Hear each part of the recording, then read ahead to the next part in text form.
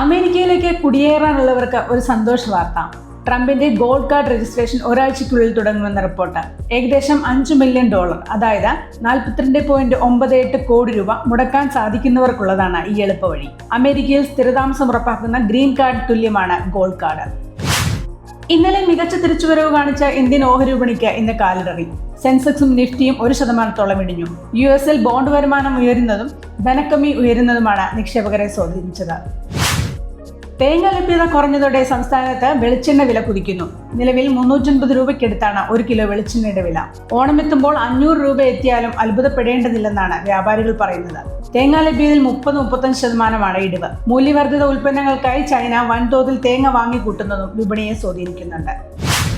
മാർച്ചിൽ അവസാനിച്ച 4-ാം പാദത്തിൽ ടയർ കമ്പനികൾക്ക് മികച്ച ലാഭം. റബ്ബർ വില താരതമ്യേന താഴ്ന്നു നിന്നതാണ് ആശ്വാസമായത്. 2-3 പാദങ്ങളിൽ ടയർ നിർമ്മാണം നിർത്തിവെക്കേണ്ട അവസ്ഥ വരെ ഉണ്ടായ സ്ഥാനത്ത് നിന്നാണ് തിരിച്ചുവരവ്. വിശദമായ വാർത്തകൾക്ക് ധനം online.com.